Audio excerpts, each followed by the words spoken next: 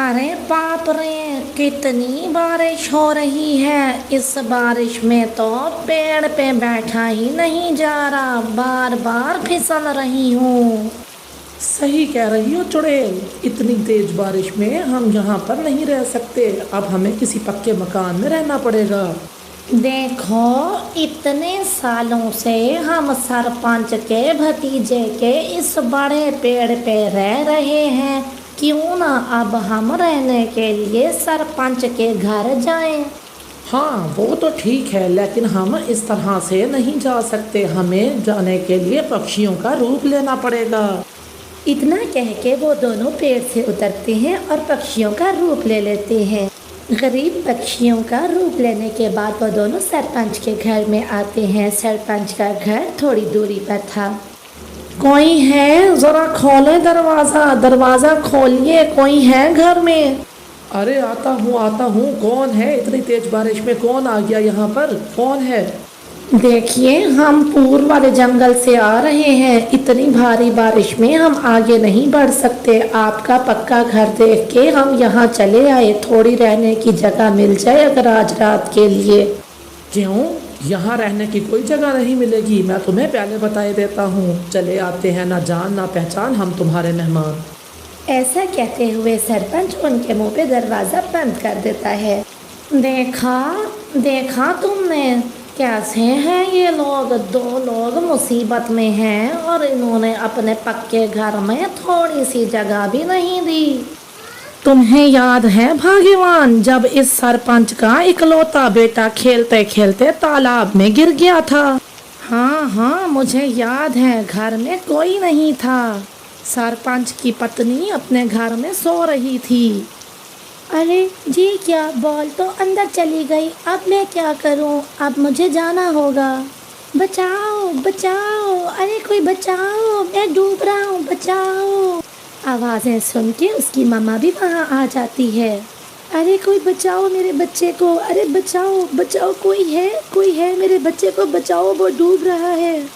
अब कुछ नहीं हो सकता चुड़ैल, अब मुझे ही बचाना जाने पड़ेगा इसको, वरना ये डूब जाएगा। ऐसा कहते हुए भूत वहाँ से जंप लगा देता है और कबूतर के बच्चे को अपने बड़े बड़े हाथों से पकड़ के उसकी माँ के पास ला के रख देता है। अरे ये तो भूत है, ये तो हमें खा जाएगा। अब मैं क्या करूँ? ऐसा कहते हुए सरपंच की पत्नी बेहोश हो जाती है। उसे मैंने बचाया था। क्या मैंने सोचा था कि वो मेरा बेटा है या सरपंच का बेटा? और इन्हें देखो। वो दोनों यही बातें ही कर रहे होते हैं कि वहाँ दूर से उड़ती हुई एक चिड़िया आती है। रानो चिड़िया बारिश में भीगती हुई सीधा उनके पास आती है। सुनिए, अगर आपको बुरा ना लगे तो मैं एक बात कहूँ। मैं एक नौकरानी हूँ, मेरे हालात कुछ ख़ास नहीं है, लेकिन आप इतनी तेज़ बारिश में कहाँ से चल के आ रहे हो? आप अगर चाहो तो मेरे साथ मेरे घर में रह सकते हो। अरे बहना, इतना क्यों सोच रही हो? तुम्हारा कहना ही हमारे लिए बहुत है। चलो तुम्हारे घर चलते हैं। फिर रानो चिड़िया आगे आके और वो दोनों उसके पीछे पीछे वो सीधा रानो चिड़िया के टूटे फूटे घर में आ जाते हैं। ये मुझ गरीब का घर है, आप लोग घर में बैठिए, मैं आप दोनों के लिए खाने को कुछ लेके आती हूँ। आपकी मेहमान नवाजी का बहुत बहुत शुक्रिया बहन, हम आपका ये एहसान कभी नहीं भूलेंगे। ऐसा कह के रानो चिड़िया तेज बारिश में उनके लिए दाना लाने चली जाती है। अब क्या करें भूत, वो तो घर टपकने लगा, बारिश तो रुकने का नाम नहीं ले रही। चलो चुड़ैल, फिर ऐसा करो, अपने असल रूप में आते हैं और जादू करके इसका घर को ठीक कर देते हैं। फिर वो दोनों जादू करके अपना असल रूप लेते हैं और फिर जादू से उसके घर को बिल्कुल नया कर देते हैं। घर को ठीक करने के बाद वो अपना पक्षियों का रूप ले लेते हैं। तभी रानो चिड़िया वहाँ पर सूखा दाना लेके आ जाती है। मैं सरपंच के यहाँ काम करती हूँ और मेरे पास यही कुछ ही खाने के लिए है। इतना ना सोचो बहन, जो तुमने प्यार से ला के दिया हमारे लिए वही बहुत है। चलो हमारे साथ खाओ तुम भी। चुड़ैल, भूत और रानो चिड़िया सभी दाना खा लेते हैं। बहन, क्या आपके पास पानी मिलेगा? थोड़ा पानी ला दीजिए। क्यों नहीं भैया, साथ ही मेरा रसोया घर है, आप बैठे, मैं पानी लेके आती हूँ। फिर रानो चिड़िया मूसलाधार बारिश में उनके लिए पानी लेने चली जाती है। अरे भूत, इतनी बारिश में, इतने ठंडे मौसम में तुम्हें पानी की प्यास लग गई? पानी तो एक बहाना है चुड़ैल, असल में तो हमें कुछ और ही करना है। चलो अपना चुड़ैल रोक लो, क्योंकि सरपंच के तालाब से सारी मछलियां हम इस गरीब रानो के तालाब में डाल देते हैं।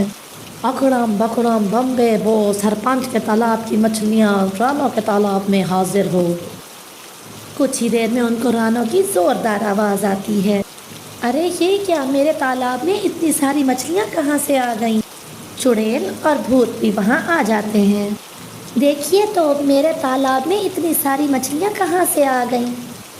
अरे बहन कैसे आई हैं, इस बात को छोड़ो, ये देखो कि ये वापस चली ना जाएं, जल्दी से जमा कर लो। फिर वो दोनों भी मिलके रानो के साथ सारी मछलियाँ जमा करवा देते हैं। अरे बहन, इन सारी मछलियों को सुबह जाके बेच देना और अच्छे पैसे मिल जाएंगे तुम्हें। वो बात तो ठीक है, लेकिन आप दोनों इतना भीग गए हैं, चलिए चलिए घर चलिए। जैसे तैसे रात गुजर जाती है और सुबह भी हो जाती है, बारिश भी रुक जाती है। अच्छा बहन, आपने हमारी बहुत खातिरदारी की, हम भी आपको बदले में कुछ देना चाहते हैं। घर में एक टंकी बनाओ और तुमने जो मछलियाँ पकड़ी थी उनमें से एक मछली अभी जिंदा है, उसे उस टंकी में छोड़ देना। उससे जो मछलियाँ मिलेंगी वो बेच के तुम्हारा घर चल जाएगा, तुम्हें किसी के घर काम करने की ज़रूरत नहीं पड़ेगी। फिर रानो चिड़िया ऐसे ही करती है, वो घर में एक टंकी बनाती है। अरे इतनी सारी मरी हुई मछलियों के बीच एक जिंदा मछली, इसका मतलब वो दोनों कुछ और ही थे और पक्षियों का रूप लेके मेरी मदद करने आए थे। फिर रानो चिड़िया वो जिंदा मछली अपनी टंकी में छोड़ देती है और अगले ही दिन बहुत सारी मछलियाँ आ जाती हैं। वो उन्हें बेच के अपना अच्छा सा घर बसाती है, वो शादी भी कर लेती है और खुशी खुशी अपने घर में रहने लगती है। बच्चों मुझे माफ़ कर देना, मैं जानता हूँ कि तुम कल से भूखे हो, मैं तुम्हारे लिए कुछ नहीं ला सका। मुझे जाना होगा बच्चों की माँ, मुझे जाना होगा बच्चों के भोजन लाने। क्या हो गया कि अगर आप बीमार हो गए? आपने हमेशा हमारी सारी ज़रूरतें पूरी की हैं, अब जब तक आप बीमार हैं भोजन मैं लाया करूँगी।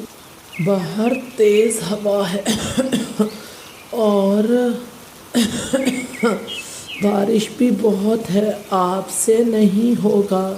एक माँ अपने बच्चों के लिए सब कर सकती है। बच्चों अपने पापा का ख्याल रखना, मैं भोजन लाने जा रही हूँ। मम्मा जल्दी आना, हम आपका इंतज़ार करेंगे। फिर मम्मा चिड़िया अपनी टोकरी उठाती है और बारिश में वो भोजन के लिए निकलती है। बारिश और हवा बहुत तेज़ थे। चिड़िया वापस चली जाओ, मैं उसी दिशा से आ रहा हूँ, उस दिशा में ना तो दाना है ना कोई फल। तोते भैया फिर आप ही बताइए, मुझे कहाँ जाना होगा? मेरे बच्चे भूखे हैं और मेरा पति कल से बीमार है। ऐसी बारिश में दाना मिलना बहुत मुश्किल है, सब मरेंगे, सब भूख से मर जाएंगे। तोता ये सब कह के वहाँ से उड़ जाता है। तोता अपने दिशा में उड़ता है, लेकिन मम्मा चिड़िया हिम्मत नहीं हारती, वो फिर से उड़ती है। तूफान होने के कारण वो लड़खड़ाती है, वो गिरती उड़ती है, लेकिन वो हिम्मत नहीं हारती। उड़ते उड़ते वो किसान की बस्ती में पहुँच जाती है। किसान की पत्नी अपने बच्चों के लिए खाना बना रही थी, वो बांस के छपरे के नीचे बैठी हुई थी। चिड़िया वहाँ चली जाती है। माँ जी मेरे बच्चे भूखे हैं और बहुत तेज़ बारिश है, घर में खाने को कोई चीज़ नहीं है, कृपया करके मुझे कुछ खाने का दें। चिड़िया मैं एक माँ हूँ और मैं जानती हूँ कि बच्चों का दर्द क्या होता है। एक माँ कैसे अपने बच्चों को भूखा देख सकती है। लाओ अपनी टोकरी मुझे दो। फिर किसान की पत्नी चिड़िया से वो टोकरी लेके अंदर जाती है और फिर उसमें कुछ चीज़ें रख के वहाँ से वापस आती है। वो चिड़िया के लिए बहुत सा सामान लाती है। एक रोटी का टुकड़ा, कुछ दाने और एक फल मैंने इसमें रख दिया है। जाओ जाके अपने बच्चों का पेट भरो और जो बच जाए वो पड़ोसियों को दे देना, पड़ोसियों की भी मदद कर देना। चिड़िया के देख के बहुत खुश होती है और वो किसान की पत्नी का धन्यवाद करके वहाँ से उड़ जाती है। वो अपनी भरी हुई टोकरी को लेके बारिश के मौसम में वापस जंगल जाती है और फिर अपने घर जाती है। मैं ले आई, मैं अपने बच्चों के लिए दाना ले आई। मम्मा ये फल आपको कहाँ से मिला है? ऐसे मौसम में सूखा दाना और फल, आज तो बच्चों की माँ जीत गई। ये सब मुझे किसान की पत्नी ने दिया है। मैं ये बाकी का दाना पड़ोसी कौवों को दे के आती हूँ। मगर मम्मा, बारिश के दिन है, ये दाना हमारे कल के काम आएगा। हाँ कुकू बेटा, लेकिन पड़ोसियों का भी तो हमें सोचना चाहिए ना, वो भी तो भूखे हैं, इसलिए ये दाना मैं उन्हें दे आती हूँ। फिर चिड़िया वो दाना लेके कौवों के घर पे आ जाती है। चिड़िया, मैं तो बहुत भूखी थी, ये दाना देख के दिल को सुकून मिल गया। चिड़िया, मैंने तो सुना है इंसान बहुत बुरे होते हैं, पक्षियों को हमेशा बहुत नुकसान पहुंचाते हैं। नहीं कवे भैया, इंसान बहुत अच्छे भी होते हैं। किसान की बीवी ने मुझे एक फल, सूखा दाना और रोटी का एक टुकड़ा दिया। अच्छा, अब मैं जाती हूँ, मेरे बच्चे मेरा इंतज़ार कर रहे होंगे। फिर मम्मा चिड़िया वहाँ से चली जाती है। कालू, चिड़िया की बच्ची रोटी और फल खुद खा गई और हमें देने आई सूखा दाना। जो मिला है उसे खा लो, ये सूखा दाना मरने से अच्छा है, पेट भरो अपना पेट। फिर कालू और गौरी वो सूखा दाना खा लेते हैं। दूसरे दिन गौरी कालू से कहती है, कालू जी, क्यों ना हम कुछ ऐसा करें कि जिससे ये चिड़िया किसान की पत्नी की नज़र में बुरी बन जाए और वो दाना और फल हमें देने लगे। उसके लिए हमें कुछ न कुछ करना होगा। कौवा और कवि भी इंसानों की बस्ती की तरफ उड़ते हैं। चिड़िया आज फिर अपनी टोकरी में भोजन रख के वापस जंगल जा रही थी। कालू, वो गई, चिड़िया सारा भोजन लेके चली गई है, अब हमें क्या मिलेगा? तुम चिंता ना करो, कल से ये सारा भोजन हमें मिलेगा। कौवा और कवि फिर से उड़ते हैं। वो किसान के घर जाके छत पे बैठ जाते हैं। उनकी नज़र दरवाजे के पास पड़े हुए किसान की पत्नी के कंगन पे पड़ती है। किसान की पत्नी टूटी से हाथ मुंह धो रही थी और कंगन दरवाजे के पास पड़ा था। कालू कौवा चुपके से उड़ता है और किसान की पत्नी का वो कंगन उठा लेता है। फिर कौवे कंगन उठा के वापस घर पे आ जाते हैं। कालू जी, अब बनेगी चिड़िया चोरनी और किसान की पत्नी उसको दाना तो क्या अपने घर के पास भी नहीं आने देगी। बच्चों की माँ, अब मौसम ठीक है और बारिश भी रुक गई है, कल से हम दोनों जाएंगे भोजन लेने। किसान की पत्नी मेरा बहुत ख्याल रखती है, अब हमें भोजन लेने के लिए मारे मारे फिरने की कोई ज़रूरत नहीं है। मेरा कंगन कहाँ गया? ये कैसे हो सकता है? अभी कुछ देर पहले तो मैंने यहीं पर ही रखा था, कौन चुरा के ले गया मेरा कंगन?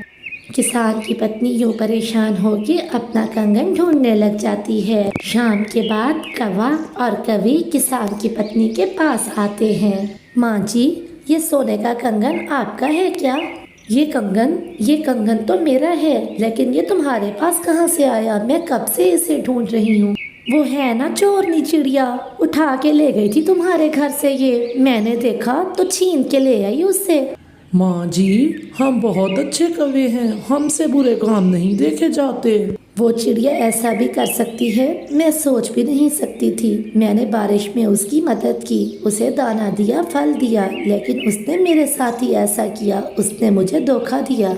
कल अगर वो यहाँ आए तो उसे भगा देना, लेकिन माँ जी उसके आगे मेरा नाम ना लेना। जैसी भी है तो पड़ोसन ही पड़ोसन है वो मेरी, मैं उसे कोई बात नहीं करूँगी। दूसरे दिन जब चिड़िया किसान के घर आती है तो किसान की पत्नी उसे सीधे मुंह बात तक नहीं करती। माँ जी, क्या बात है, क्या आज आप मुझे भोजन नहीं देंगी? तुम्हारे जैसी चोरनी से संबंध बना के मैंने बहुत बड़ी गलती की। चिड़िया, चली जाओ यहाँ से, मैं तुमसे बात नहीं करना चाहती। माँ जी, ज़रूर आपको कोई गलत फहमी हुई है, मैं जिस थाली में खाऊंगी उसी थाली में छेद क्यों करूँगी भला? ऐसे चिड़िया रोते हुए वहाँ से चली जाती है। थोड़ी देर बाद कौवा और कवि अपनी टोकरी लेके वहाँ आते हैं और किसान की पत्नी से मीठी मीठी बातें करने के बाद उससे भोजन लेके वहाँ से चले जाते हैं। कालू, हमने कितनी चालाकी से किसान की पत्नी का कंगन चुरा के चिड़िया को चोर बना दिया। हाँ, और अब किसान की पत्नी हर रोज हमें ही भोजन दिया करेगी। मिट्ठू तोता पीछे के पेड़ पे बैठा अमरूद खा रहा था, वो सारी बात सुन लेता है। ये कौवे बहुत बुरे हैं, हमेशा दूसरों से जलते रहते हैं, लेकिन मुझे किसान की पत्नी को सारी बात बतानी होगी। फिर कौवा कबूतर और बुलबुल को लेके किसान की पत्नी के पास जाता है। फिर मिट्ठू तोता उसे सारी बात बताता है कि कैसे कौवे ने उसका कंगन चुराया और चिड़िया को उसके आगे चोर बना दिया। माँ जी, आप उस चिड़िया पे शक ना करें, वो चिड़िया तो बहुत दयालु चिड़िया है, उसने हमेशा मुश्किल में हम सब की मदद की है। मैंने बहुत बुरा किया जो उन कौवों की बातों में आके चिड़िया से नाराज़ हो गई। फिर किसान की पत्नी चिड़िया से अपने किए की माफ़ी मांगती है और फिर जब कौवे भोजन लेने के लिए आते हैं तो किसान की पत्नी डंडा लेके उनकी अच्छी पिटाई करती है और उन्हें भगा देती है।